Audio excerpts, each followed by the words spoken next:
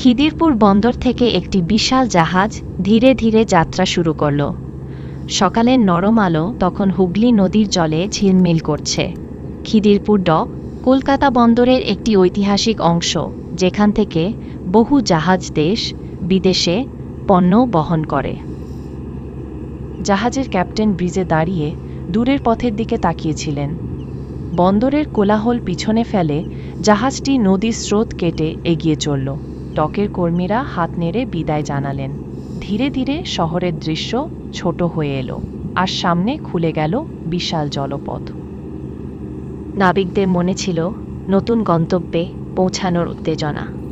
কেউ ডেকে দাঁড়িয়ে নদীর সৌন্দর্য